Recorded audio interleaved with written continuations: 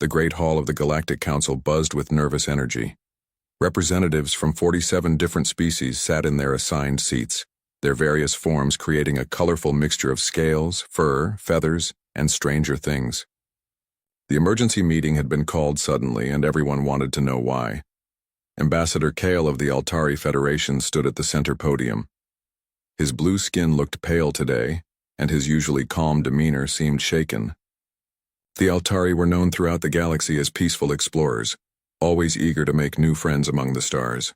But today, Kale looked like someone who had seen a ghost.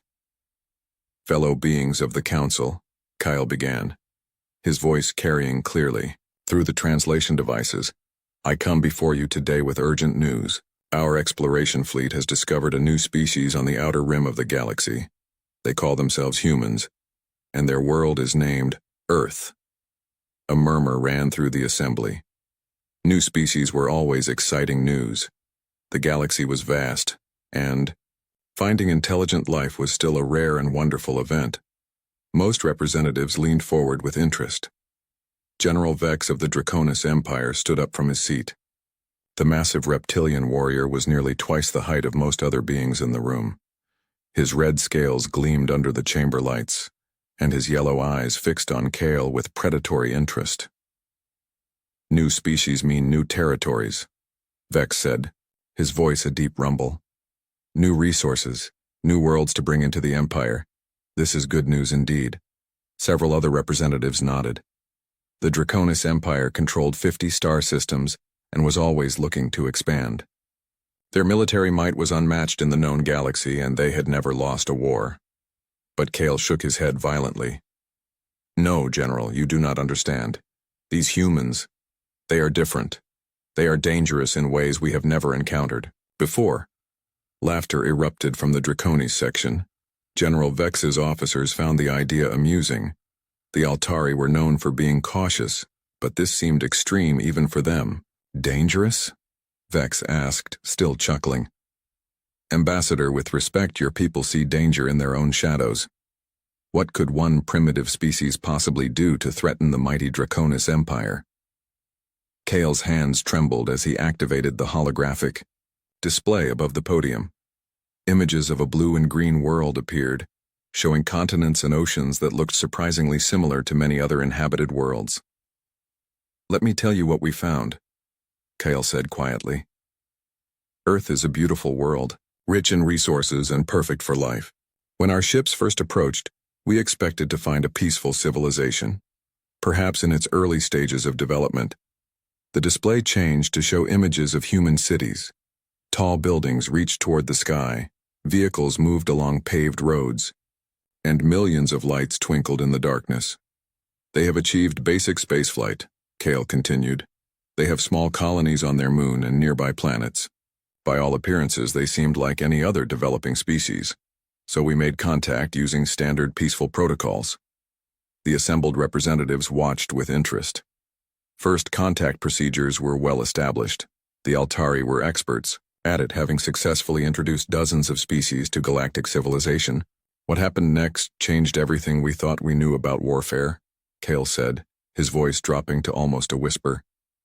"When we landed on Earth to meet their leaders, they welcomed us. They were curious, friendly, eager to learn about the galaxy beyond their world. We spent months with them, studying their culture and sharing our knowledge." General Vex looked bored. "This all sounds perfectly normal, Ambassador. Where's this supposed danger you speak of?"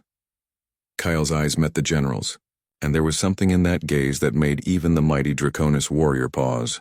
"The danger, General, is in their history. While we were learning about human culture, we discovered something terrifying.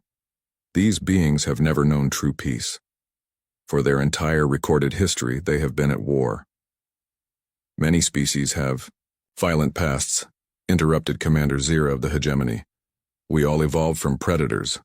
What makes humans special?" "Because they never stopped," Kale replied. "We found peace through diplomacy. Others found it through conquest or exhaustion. But humans have been fighting each other for over 5,000 years without a single decade of complete global peace." The chamber fell silent. Representatives began to look uncomfortable. Cal continued, They have fought with sticks and stones. They have fought with metal swords and wooden shields.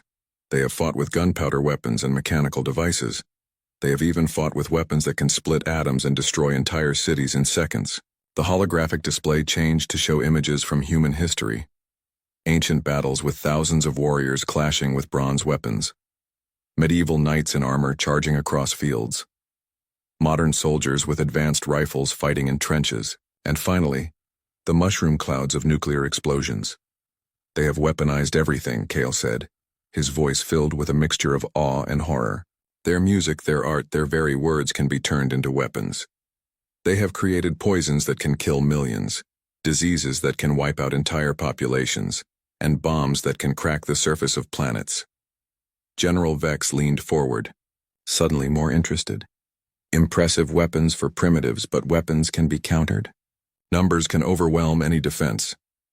You still do not understand, Kale said desperately. It is not their weapons that make them dangerous. It is their minds. They think about war differently than we do. The ambassador activated another set of images. These showed human military academies where young humans studied the art of warfare. We study war so we can avoid it, Kyle explained. Humans study war so they can perfect it. They have schools dedicated entirely to the science of combat. They analyze every battle they have ever fought, learning from each victory and defeat. They write books about strategy that are thousands of years old and still studied today. They create simulations of battles that never happened, just to explore new ways of fighting.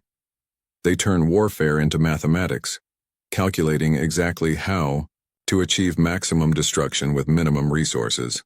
The chamber was completely silent now. Even General Vex had stopped laughing. But perhaps most terrifying of all, Kale continued, is that they know when to stop. Despite having the power to destroy their own world many times over, they choose restraint.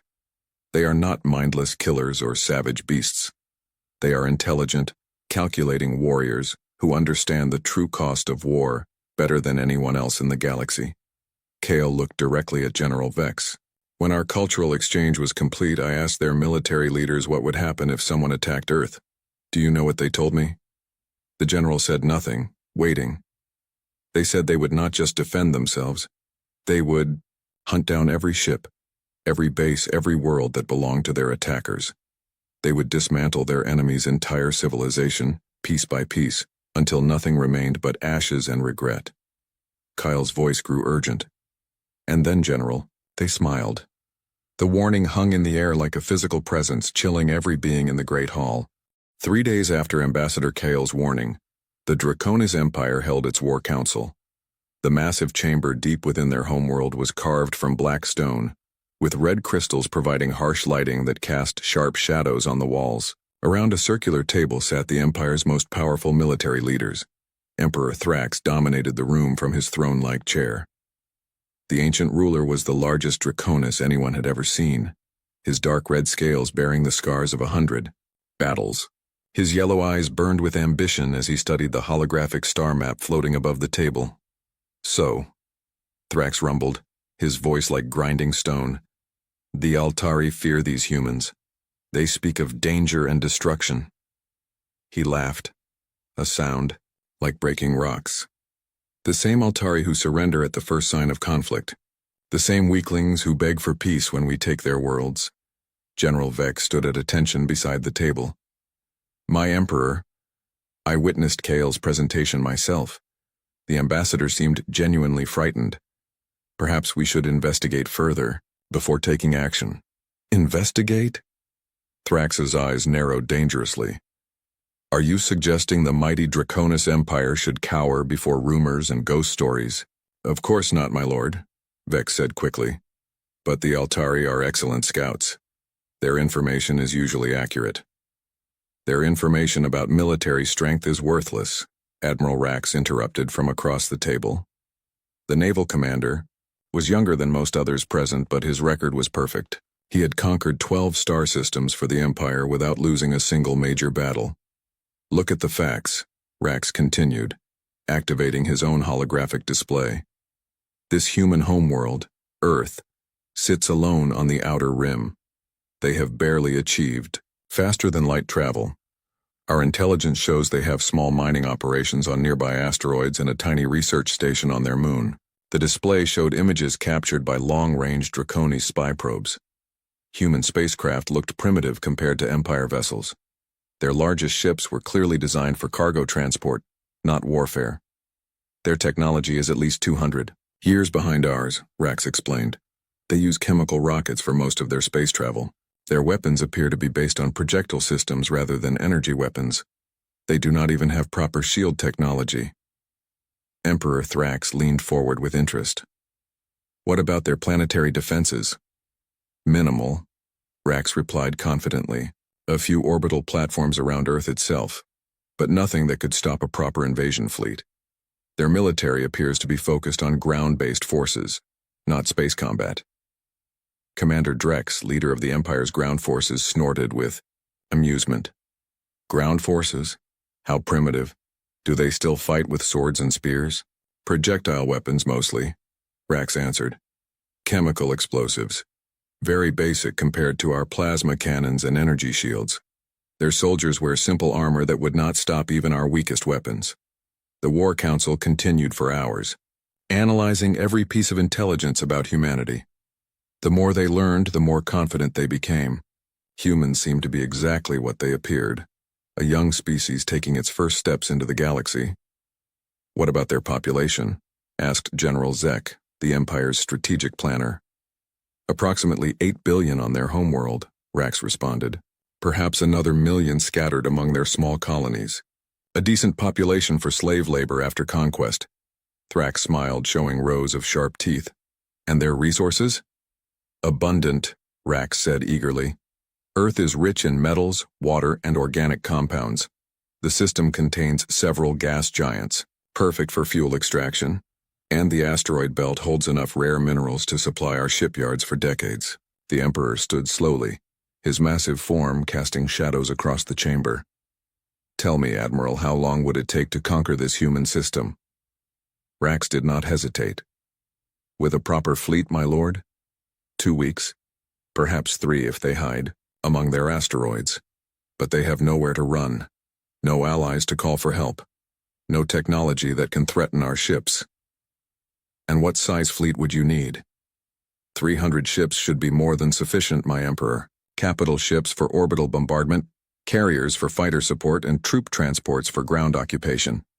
Standard conquest formation. Thrax walked to the star map, studying the location of Earth's system. It was indeed isolated, far from any major trade routes or allied civilizations, the perfect target for expansion. The Altari spoke of human history, General Vex said carefully, their wars and weapons. Primitive conflicts between primitive people, Thrax dismissed. Every species fights before it learns civilization. The strong survive, the weak serve. It is the natural order. But my lord, Vex pressed, Kale seemed to believe their experience makes them dangerous. Thrax turned to face his general, and Vex immediately lowered his eyes in submission. Are you questioning my judgment, General? Never, my Emperor. I merely suggest caution. Caution is for the weak, Thrax declared. The Draconis Empire was built through strength and decisive action. We have conquered 50 star systems. We have defeated species with technology far superior to these humans. We have never lost a war. The Emperor returned to his throne. Decision made. Admiral Rax, you will assemble the conquest fleet. General, Vex, prepare ground forces for occupation duties. Commander Drex, ready the slave processing centers. My lord, Rax said with excitement, shall I inform the Galactic Council of our intentions? Standard protocol requires protocol? Thrax laughed harshly. Since when does the Empire ask permission to expand? The humans are not council members. They have no treaties or protections. They are free territory, waiting to be claimed. The War Council erupted in approving growls and battle cries. The Draconis had not had a proper conquest in over a year, and the warriors were eager for action. Besides, Thrax continued, the Council is full of weak species like the Altari. They would waste months debating and negotiating. By the time they make a decision, Earth will already be flying our flag. Within hours, Orders went out across the Draconis Empire.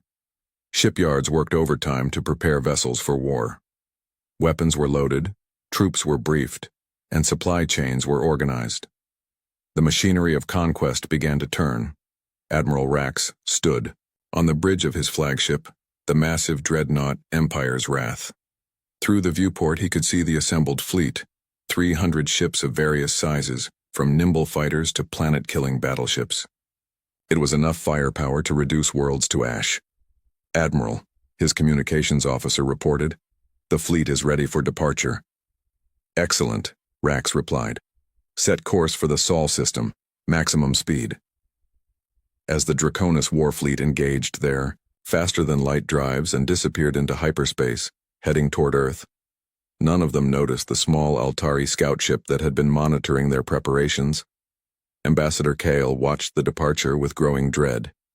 His attempts to warn the Council had failed. His direct appeals to the Emperor had been ignored. Now, the most powerful military force in the galaxy was heading toward a world they did not understand. Kale tried desperately to send a warning message to Earth, but Draconis jamming technology blocked all communications to the Sol system. The humans would face the invasion alone, with no warning of what was coming. As his ship jumped to hyperspace racing to alert the Galactic Council, Kale could only hope that his fears were wrong. Perhaps the humans were just another primitive species after all.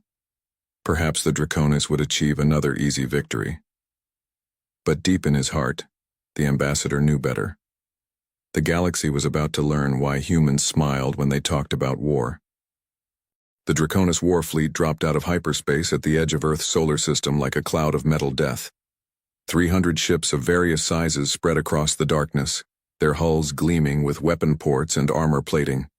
Admiral Rax stood on the bridge of his flagship, studying the tactical displays with satisfaction. "Report," he commanded his bridge crew. "Long-range scanners show minimal activity around the third planet," his sensor officer replied. "Several small orbital stations, a few dozen ships moving between the inner planets. No major defensive installations detected. Just as our intelligence predicted," Rax said with a smile.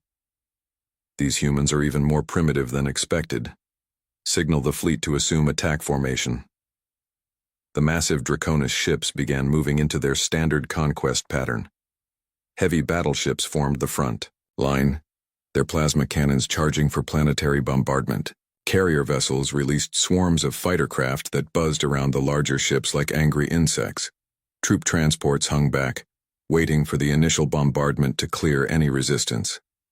"Admiral," the communications officer reported, "we are receiving a transmission from the human vessels." "How many ships are they sending to meet us?" Rax asked, expecting to hear about desperate evacuation fleets or perhaps a small militia force. 37 ships, sir. They appear to be converted civilian vessels, cargo haulers, mining ships, and what looks like a passenger transport." Rax laughed so hard he nearly fell from his command chair. 37 ships against our 300? He wiped tears from his yellow eyes. These humans are either incredibly brave or incredibly stupid. The human fleet approached slowly, their ships looking like scrap metal compared to the sleek Draconis war vessels. The largest human ship was barely 1/10 the size of Rax's flagship, and most were much smaller. "Sir, they are requesting communication," the communications officer reported. "Put them through," Rax said, still chuckling. "I want to hear what these primitives have to say before we destroy them." The main screen flickered to life, showing the bridge of a human vessel. A man in a simple military uniform sat in the captain's chair, his expression calm and alert. His name tag read, "Captain Blake." "This is Admiral Rax of the Draconis Empire," Rax announced proudly. "I am here to claim this system for the Empire. You will surrender immediately and your deaths will be quick." Captain Blake studied the Admiral for a moment, then replied in a steady voice.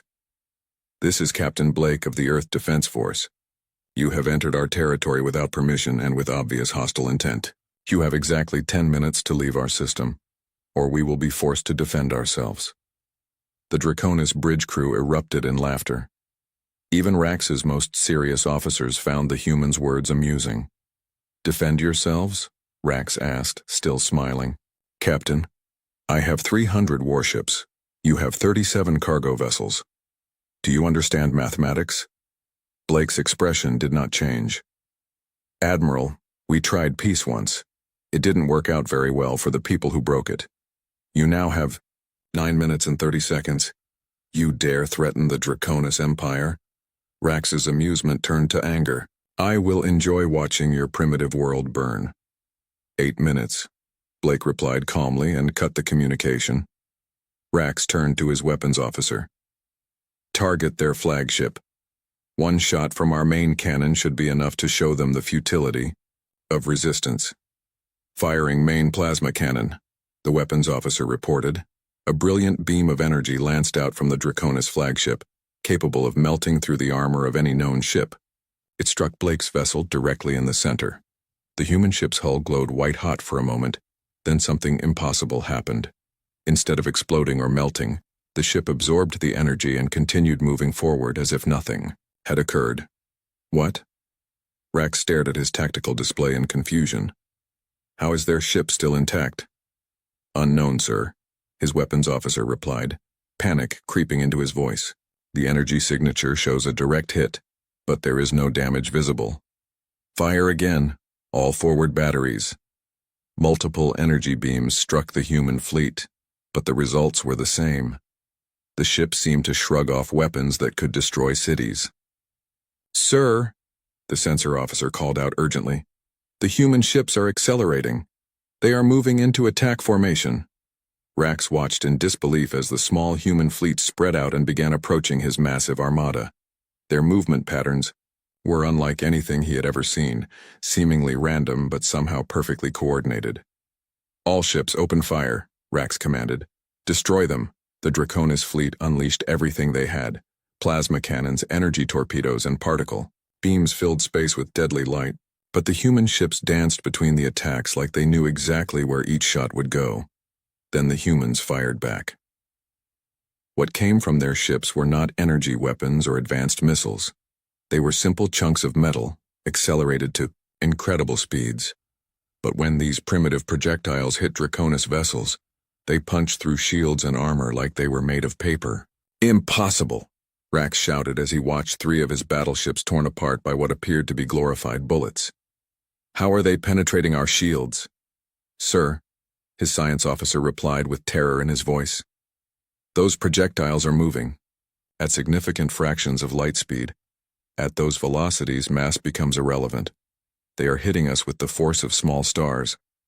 The battle turned into a nightmare for the Draconis. Their superior numbers meant nothing when human ships moved like ghosts, appearing where they were least expected. Their advanced weapons were useless against enemies who seemed to predict every attack. Worse still, the humans fought with a coordination that defied explanation. When one human ship was damaged, others would immediately move to protect it. When Draconis ships grouped together for mutual defense, human vessels would appear from impossible angles to strike at weak points. Admiral, his tactical officer screamed, the humans are using their own ships as weapons. Rax looked up to see one of the smaller human vessels accelerating directly toward his flagship. The ship's engines glowed white-hot as it built up speed. Evasive maneuvers, Rax ordered, but it was too late. The human ship struck the Draconis flagship at tremendous velocity, but instead of a simple collision, something far worse happened. The human vessel exploded at the moment of impact, turning itself into a directed nuclear explosion that tore through the flagship's hull like tissue paper. Emergency alarms blared throughout the bridge as atmosphere rushed out through massive hull breaches. Half of Rax's crew were dead or dying, and his mighty flagship was crippled. Retreat. Rax gasped through his emergency breathing mask. All ships retreat to hyperspace. The surviving Draconis vessels fled in panic, leaving behind the wreckage of 75 ships, a quarter of their entire fleet destroyed in less than 30 minutes. As the Draconis fleet jumped to hyperspace, Captain Blake's voice reached them on an open channel. You had your chance to leave peacefully.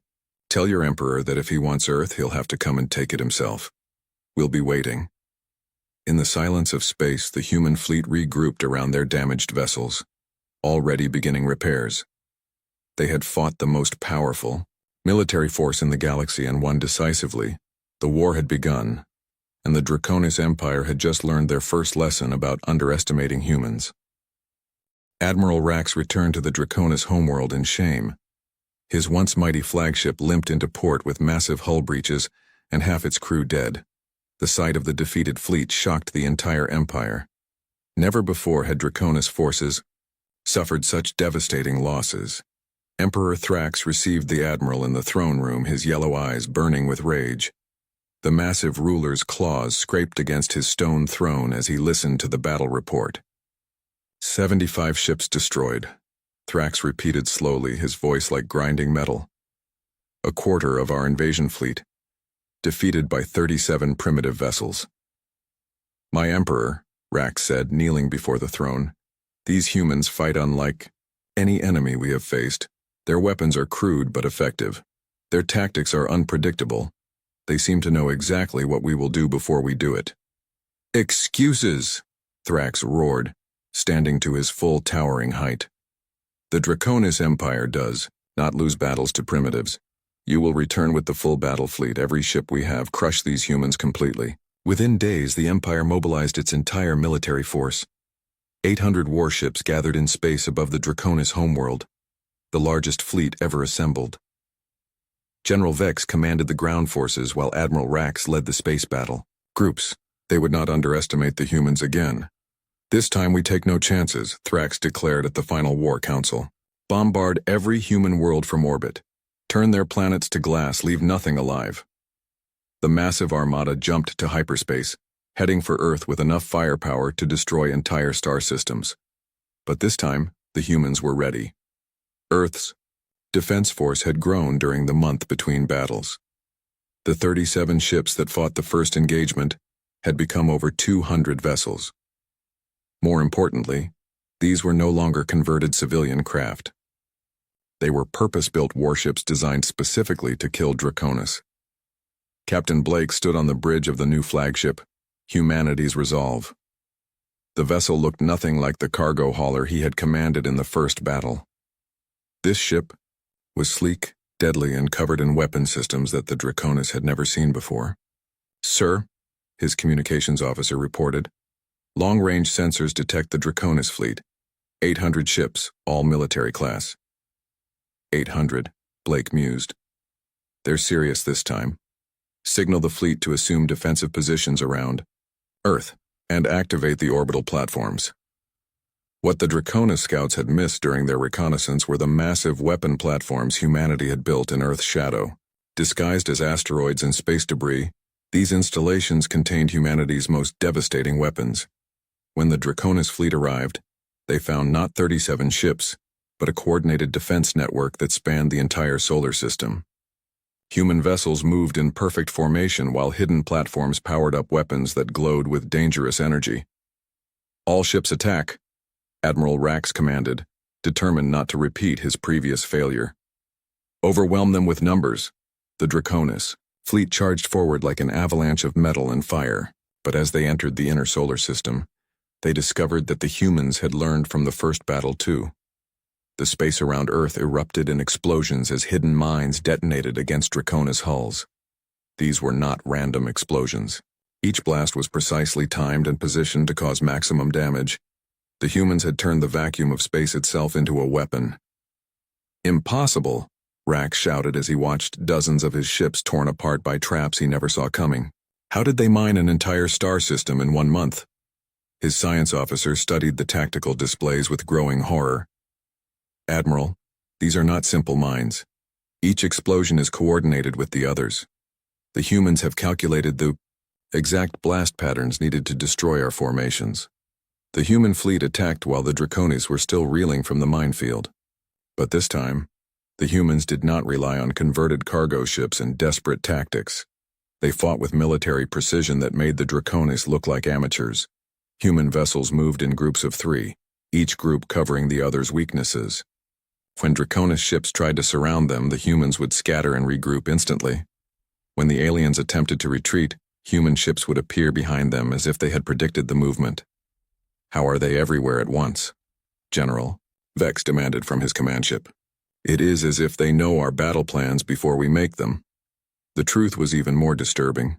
The humans had studied every recorded Draconis battle for the past century. They knew exactly how the Empire fought, what tactics they used, and how they would respond to any situation. The Draconis military doctrine, which had conquered 50 worlds, was completely predictable to human strategists. But the real horror came when Draconis forces tried to land on human colonies. The Empire had planned to use their superior ground forces to capture human worlds, but they found that every human settlement had become a fortress. On Mars, Draconis troops landed to find empty cities that turned into death traps. Every building was booby-trapped, every street was a kill zone, and every human civilian was apparently a trained soldier. The Red Planet became a graveyard for Draconis ground forces. "Sir," Commander Drex reported from the surface, his voice filled with panic, "the humans have disappeared. The entire population has vanished, but they left behind thousands of automated weapons. The cities are killing our troops without any defenders present. On Europa, the Ice Moon's human mining colonies proved even more dangerous. The humans had used their knowledge of the moon's unstable ice sheets to create massive traps. When Draconis forces landed, entire sections of the surface collapsed, swallowing hundreds of troops in freezing water. But most disturbing of all was what happened on the asteroid belt mining stations. The humans did not fight to defend them. Instead, they evacuated completely, leaving behind what appeared to be normal mining equipment. When Draconis forces occupied the stations, they discovered too late that the mining equipment had been converted into weapons. Asteroid processing plants became mass drivers, firing chunks of rock at near-light speed toward Draconis ships. The aliens found themselves under bombardment from their own captured positions. "They have turned everything into a weapon," Rack screamed as another of his battleships was destroyed by what had once been a simple ore processor. "Their mining equipment, their construction tools, even their waste disposal systems are trying to kill us." The war that the Draconis expected to win in days dragged on for months. Every victory came at a terrible cost, and the humans adapted to every tactic faster than seemed possible. Worse still, captured Draconis technology began appearing in human hands, improved and turned against its original creators. "Admiral," his intelligence officer reported during one particularly bad week, "the humans have somehow copied our shield technology and made it better. Their new ships are completely immune to our plasma weapons." "How is that possible?" Rax demanded. "We only lost those ships 3 days ago." "Unknown, sir. But they are also using our own communication frequencies to coordinate their attacks. They appear to understand our technology better than we do." As the Draconis fleet slowly retreated toward the outer solar system, having lost over half their ships, Admiral Rax finally understood what Ambassador Kale had tried to warn them about. The humans were not just defending their home. They were learning, adapting, and evolving their tactics with every battle. The Draconis Empire, which had never lost a war, was being systematically dismantled by an enemy that treated warfare like a science. 6 months after the war began, the remnants of the Draconis fleet limped back toward their home system. Admiral Rax commanded only 150 ships from the original 800 that had attacked Earth. His once proud armada was broken, defeated, and demoralized. But as they dropped out of hyperspace near the Draconis homeworld, Rax discovered something that made his blood freeze. Human ships were already there waiting for them. "Impossible," Rax whispered, staring at the tactical display. 20 human vessels hung in space between his fleet and the planet, their sleek forms dark against the stars. "How did they get here?" "We destroyed all their hyperspace-capable ships." His science officer's voice trembled with fear. "Sir, these are not the same ships we fought at Earth. The design is completely different. It appears they have reverse-engineered our faster-than-light technology and improved it." On the planet's surface, Emperor Thrax stood in his throne room, watching through the great windows as strange fires burned across his capital city. But these were not random fires of destruction. They were precise, controlled burns that targeted only military installations, communication centers, and weapon factories. "Report," Thrax demanded as General Vex entered the chamber, his armor scorched and his scales blackened with smoke. "My Emperor," Vex said, barely able to stand. The humans arrived 3 days ago, not with a massive invasion fleet but with small teams that appeared from nowhere. They struck every military base simultaneously, disabled our planetary defense grid, and captured our primary spaceports. How many troops did they land? Thrax asked, his claws digging into his throne. Unknown, my lord, we never saw them coming. Our sensors detected no landing craft, no transport ships. They simply appeared inside our most secure facilities as if they materialized from thin air. The truth was even more impressive than General Vex realized. While the Draconis had been fighting desperately to hold Earth's solar system, human special forces had captured several Draconis ships intact. They had not just copied the alien technology, they had perfected it. Human engineers had improved Draconis cloaking devices, making them completely undetectable. They had enhanced the teleportation technology that Draconis troops used for boarding actions, turning it into a tool for surgical strikes. In 6 months, humanity had taken technology that the Draconis had developed over centuries and made it better. In space above the planet, Admiral Rax faced Captain Blake once again. The human officer appeared on his communication screen, still, calm and professional, despite commanding a force that had somehow reached the heart of the Draconis Empire. Admiral Rax, Blake said politely, I believe we need to discuss terms. Terms? Rax snarled, his defeat making him desperate. I still have 150 ships, you have only 20.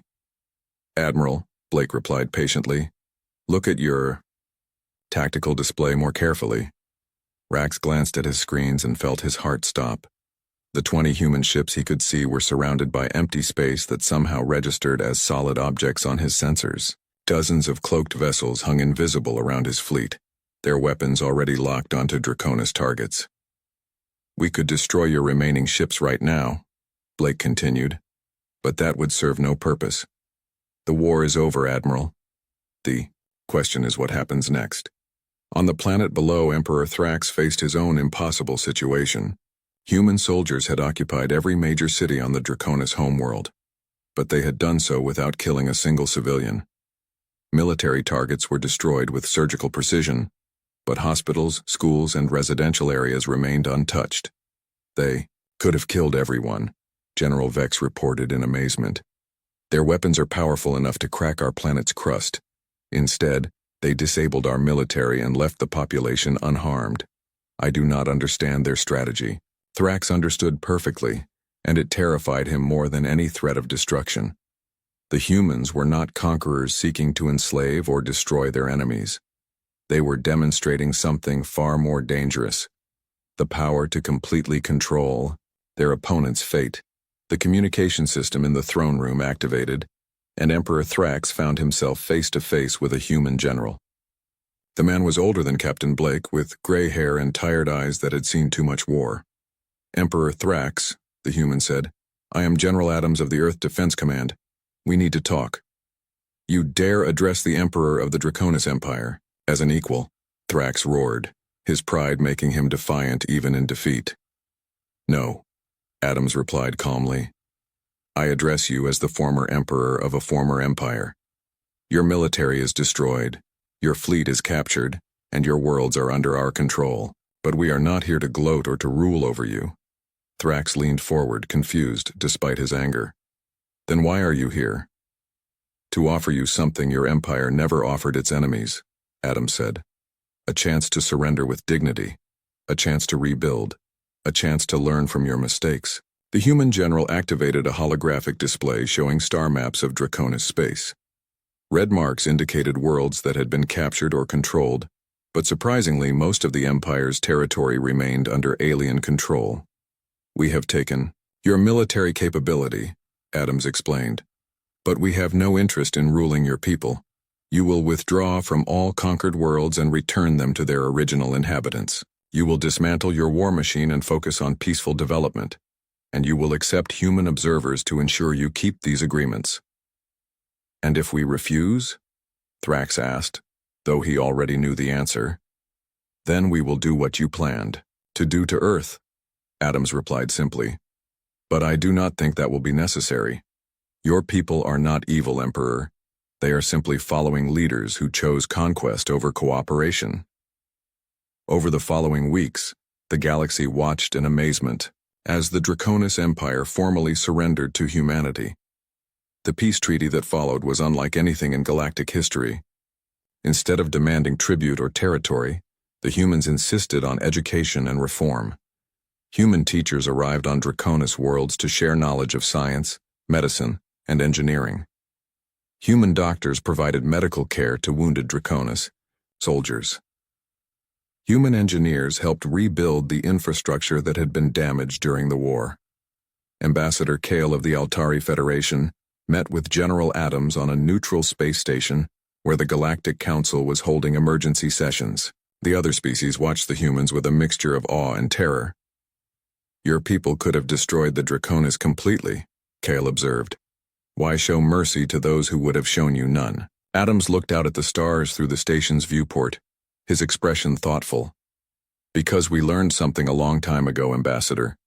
The strongest civilizations are not the ones that can destroy their enemies. They are the ones that can choose not to." "But surely you must want something in return," Kale pressed. "Resources, territory, tribute." "We want peace," Adams replied simply. "Real peace, the kind that comes when former enemies become friends. The Draconis are not our enemies anymore. They are our responsibility."